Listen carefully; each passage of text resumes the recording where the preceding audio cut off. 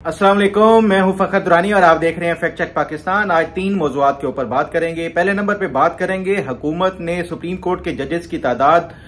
23 तक बढ़ाने का फैसला कर लिया है। क्या हुकूमत ने ये किसी डील के नतीजे में अदलिया के साथ ये फैसला किया है, इस पे गुफ्तगू करेंगे तफसील के साथ। दूसरे नंबर पे हम बात करेंगे सुप्रीम कोर्ट का मखसूस नशिस्तों के लिए तफसीली फैसला कब तक एक्सपेक्टेड है, इस पे भी तफसीलन गुफ्तगू करेंगे। और तीसरे नंबर पे हम बात करेंगे, विफाकी हुकूमत की तरफ से एक बड़ा अहसन इकदाम उठाया गया है। विफाकी दारुल हुकूमत के प्राइमरी स्कूल्स में बच्चों को आर्टिफिशियल इंटेलिजेंस की तालीम दी जाएगी और इस हवाले से नस्ट के कुछ स्टूडेंट्स के साथ मेंटोरशिप का वो किया गया, मुआहदा किया गया है। इस पे भी तफसीलन गुफ्तगू करेंगे कि ये कितना अच्छा एक स्टेप है और इसको बाकी सूबों को भी अपनाना चाहिए। तफसीलन इस पे बात करेंगे। सबसे पहले बात कर लेते हैं हुकूमत और अदलिया के दरमियान ये जो एक टसल है वो तो आपके सामने है। खासतौर पे जो मखसूस नशिस्तों वाला फैसला आया उसके बाद अदलिया और हुकूमत के दरमियान तनाव बढ़ता गया। लेकिन इसके साथ थोड़ा सा अगर आपको पस मंजर का हो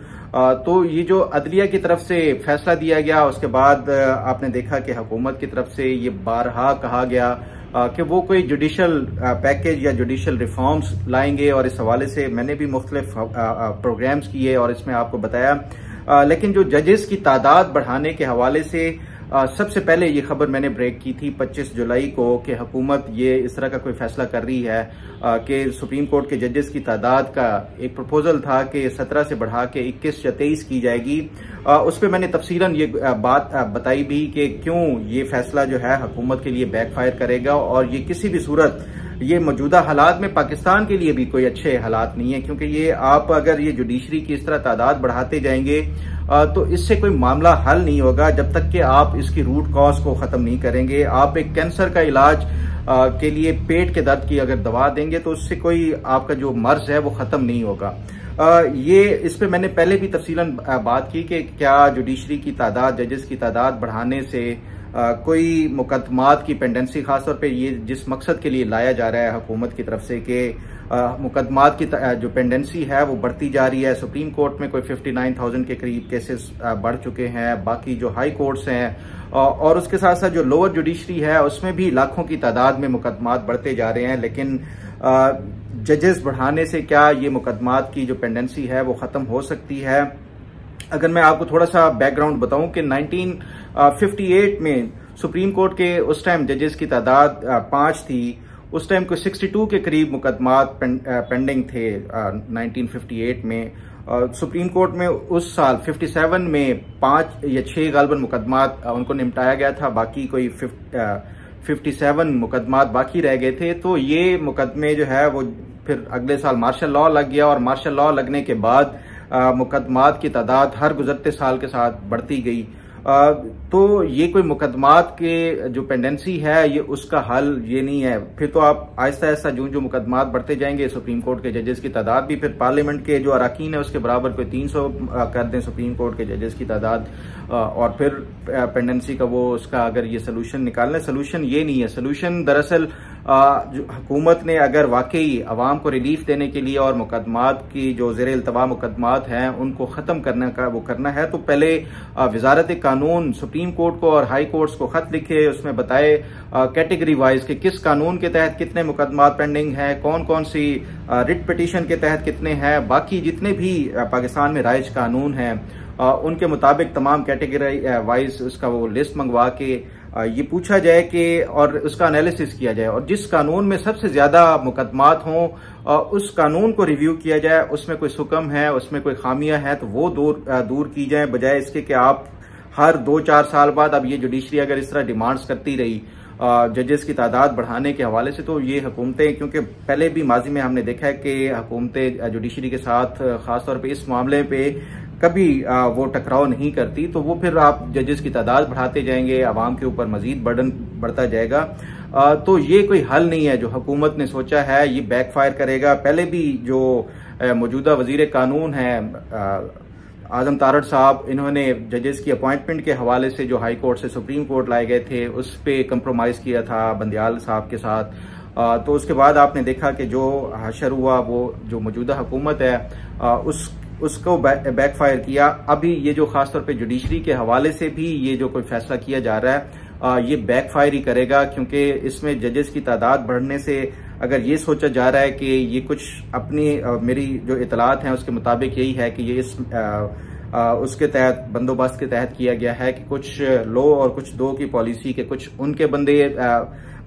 ये एलिवेट होकर सुप्रीम कोर्ट में लाए जाएंगे और कुछ बंदे हुकूमत की तरफ से या उनकी रिकमेंडेशन के ऊपर लाए जाएंगे, तो उससे शायद कोई बैलेंस आ जाए। लेकिन ऐसा कभी भी नहीं होता, ना पहले माजी में कभी हुआ और ना अब होगा कि जो आप मर्जी के जितने बंदे ले आए लेकिन फैसला उन्होंने वही देना होता है जो उस टाइम इदारा जो खासतौर पे अदलिया है वो उसमें जाता है, हक में जाता हो। तो ये हुकूमत की तरफ से एक बड़ी इल मूव है, मैं समझता हूं कि ये इसको नहीं करना चाहिए था। इसकी बजाय आप जो पाकिस्तान लॉ कमीशन है जो कि तमाम कवानीन को रिव्यू करता है, उसमें कोई खामियां होती हैं तो वो दूर की जाती हैं, या फिर वजारत कानून के जरिए जब ये पाकिस्तान का आइन बना था 1973 में, तो उस टाइम पाकिस्तान में जो जुडिशरी की तादाद थी, खासतौर पे जो एडिशनल जज और जो सेशन जज हैं और एडिशनल सेशन जज हैं, उनकी तादाद 45 थी। अब अगर आप देख लें पाकिस्तान में कोई 800-900 से भी जायद जो एडिशनल सेशन जज और सेशन जज की तादाद है, लेकिन उसके बावजूद मुकदमात की तादाद लाखों में बढ़ती जा रही है। तो ये जजेस बढ़ाने से अगर ये मसला हल होता तो ये कब का हो चुका होता। मसला वही है, कवानीन में आपको उसमें रिव्यू करना होगा, उसमें जो सुकम और खामियां हैं उनको दूर करनी होंगी, तो उसके बाद ही ये किया जाएगा। बाकी मेरी इतलात के मुताबिक ये इसी मैकेनिज्म के जरिए और या इसी उसके अंडरस्टैंडिंग के जरिए जजेस की तादाद बढ़ाई जा रही है कि कुछ उनकी तरफ से होंगे और कुछ हमारी तरफ से होंगे। ये बैकफायर करेगा, ये अल्टीमेटली आज नहीं कल, कल नहीं परसों, तो ये किसी टाइम भी हुकूमत को इस हवाले से ये रियलाइज हो जाएगा कि ये एक बड़ी गलत मूव हुकूमत की तरफ से चली गई है। बहरहाल इस हवाले से मजीद जो भी अपडेट हुई वो आपके साथ शेयर करूंगा। अब बात कर लेते हैं कि सुप्रीम कोर्ट में जो मखसूस नशिस्तों का 12 जुलाई को फैसला आया था, जिसमें उन्होंने पीटीआई को तमाम मखसूस नशिस्तें वो दे दी थी। उसके बाद कोई 30 दिन होते हैं सुप्रीम कोर्ट के रूल्स में कि 30 दिन के अंदर अंदर जो अगर आप शॉर्ट ऑर्डर आ गया है तो उसके अंदर अंदर 30 दिनों में डिटेल जजमेंट लाना जरूरी होती है। वो अभी तक नहीं आई। 30 क्या 40 दिन भी गुजर गए, अब 2 महीने होने वाले हैं, 12 सितंबर को 2 महीने हो जाएंगे, लेकिन उसका अभी तक कोई फैसला जो डिटेल जजमेंट है नहीं होगी। इस हवाले से मैंने मुख्तलिफ लोगों से बात की, कुछ अपने जराये से भी बात की कि ये फैसला कब तक एक्सपेक्टेड है, क्योंकि सुना ये जा रहा था कि अगस्त के आखिरी हफ्ते तक शायद ये फैसला अनाउंस हो जाएगा। लेकिन अब मेरी ये इतलात हैं कि इस हवाले से अभी तक, क्योंकि जो सुप्रीम कोर्ट के जजेस हैं वो अभी तक काम पे नहीं आए, कुछ छुट्टियों पे हैं, कुछ आउट ऑफ कंट्री हैं, और इस वजह से ये क्योंकि ये सब जजेस जब बैठेंगे अपने अपने चैम्बर्स में, उसके बाद एक बाकायदा मुलाकात होगी, क्योंकि हर जज के अपने अपने पॉइंट्स होंगे उस फैसले में जो ऐड कराने होते हैं, उनसे कंसल्टेशन होगी, तो उसके बाद ये फैसला होगा। अब ये सवाल है कि ये कंसल्टेशन कब होगी और कब ये मुलाकात होगी, तो उस पे अभी आपके इल्म में है कि सितंबर के पहले हफ्ते तक तो वैसे ही छुट्टियां होती हैं जो जुडिशरी में समर वेकेशंस होती हैं। जो सेकंड वीक में जब ये सुप्रीम कोर्ट का बाकायदा एक जुडिशियल ईयर नया शुरू होगा, उसमें बाकायदा एक फुल कोर्ट इजलास होगा, तब ये तमाम जजेस हाजिर होते हैं। तो ये जो 8 सितंबर या जो second week of September onward जब ये अदलिया बैठेंगे तमाम जजेस वापस आके छुट्टियों से, तो उसके बाद ही ये एक्सपेक्ट किया जा रहा है कि सुप्रीम कोर्ट का जो मखसूस नशिस्तों के हवाले से तफसीली फैसला है वो उसके बाद ही एक्सपेक्ट किया जा सकता है। तो इस पे काफी लोग ये भी सवाल पूछते हैं कि क्या ये मुमकिन है कि जो सुप्रीम कोर्ट की तरफ से या जुडिशरी की तरफ से कोई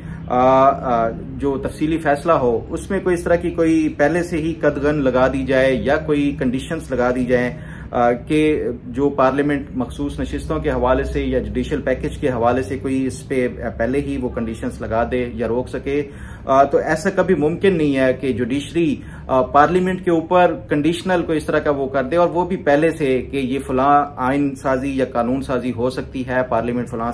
आइन या कानून साजी नहीं कर सकती। पार्लियामेंट इस हवाले से सुप्रीम है, उसके पास पूरी इजाजत है। सिर्फ एक जो शेड्यूल 4 है उसका जो एक आइटम 55 है कि सुप्रीम कोर्ट की सिर्फ ये कि उसकी अथॉरिटी या उसकी जो पावर है वो कम नहीं कर सकती, उसके अलावा हर किस्म की आइन साजी या कानून साजी कर सकती है, ये पार्लियामेंट के अख्तियार में है। तो डिटेल जजमेंट में अदलिया की तरफ से कोई इस तरह की शर्त या कोई वो कंडीशन नहीं लगाई जा सकती। तो बहरहाल ये फैसला एक्सपेक्ट यही किया जा रहा है कि जो 8 सितंबर या ऑनवर्ड सेकेंड वीक से जब ये शुरू होगा अदलिया का नया साल, उसके बाद ही ये जो डिटेल जजमेंट है इस कोई मुतवक्के है। इस पे भी मजीद जो अपडेट और इन्फॉर्मेशन होगी वो आपके साथ जरूर शेयर करूंगा। अब बात कर लेते हैं, वफाकी हुकूमत की तरफ से एक बड़ा अच्छा और एहसन एक इकदाम उठाया गया है, और वो ये है कि जो फ्यूचर का हमारा जो खास तौर पे एक फ्यूचर है वो है आर्टिफिशियल इंटेलिजेंस। और हमारी जो नई नस्ल है जो अभी प्राइमरी स्कूल्स लेवल पे है, उसके लिए ये फैसला किया गया वफाकी हुकूमत की तरफ से कि 150 के करीब वफाकी दारुल हुकूमत में जो प्राइमरी स्कूल्स हैं उनके बच्चों को, प्राइमरी स्कूल्स के जो बच्चे हैं उनको आर्टिफिशियल इंटेलिजेंस के हवाले से पढ़ाया जाएगा। और इस हवाले से कुछ नस्ट के स्टूडेंट्स और बाकी कुछ मेंटोर्स वो ये मेंटोरशिप करेंगे और बच्चों को इस हवाले से आर्टिफिशियल इंटेलिजेंस और बाकी इस हवाले से जो जदीद अलूम है वो उसकी तालीम देंगे। और इस हवाले से बाकायदा तौर पे कोई MOU भी साइन हो चुका है। ये एक बड़ा अच्छा स्टेप है, क्योंकि आगे जो फ्यूचर है वो यही आर्टिफिशियल इंटेलिजेंस है या इंफॉर्मेशन टेक्नोलॉजी है। इसमें गो के ये लेवल जो प्राइमरी स्कूल लेवल है ये इतना उसका नहीं है, लेकिन बुनियादी तौर पे बच्चों में एक इंटरेस्ट डेवलप करना और उसका अगर स्कोप के हवाले से भी कुछ बच्चों को समझ आ गई कि इसका आगे फ्यूचर में स्कोप क्या है, तो मैं समझता हूं कि ये बड़ा एक फायदेमंद हो सकता है पाकिस्तान में जो आने वाली हमारी नस्ल है उसके लिए। तो इसको सिर्फ वफाकी दारुल हुकूमत तक नहीं महदूद होना चाहिए, इसको बाकी सूबों में भी इसका एक पायलट प्रोजेक्ट के तौर पे शुरू करना चाहिए और बच्चों को इस हवाले से जदीद जो अलूम हैं उसके बारे में आगाही, और फिर उसके बाद स्टेप बाय स्टेप जो है वो आप उनको ये जो एक स्किल्स हैं बेसिक, ये उसके बेसिक स्किल्स भी और फिर एडवांस लेवल पे भी इनको वो पढ़ाया जाए। पाकिस्तान ने अगर तरक्की करनी है तो हमें ये जदीद अलूम की तरफ जाना होगा, और उसके साथ साथ जो अपनी जो तालीमी जो एक मायार है उसको ना सिर्फ बेहतर बनाना होगा इंटरनेशनल स्टैंडर्ड का, बल्कि हमें अपने करिकुलम में भी तब्दीलियां लाने की जरूरत है। बहरहाल इस हवाले से मजीद जो भी अपडेट और इन्फॉर्मेशन होगी वो आपके साथ जरूर शेयर करूंगा। उम्मीद है आपको आज का प्रोग्राम पसंद आएगा। अल्लाह ताला आपका हामी और नासिर हो। अल्लाह हाफिज।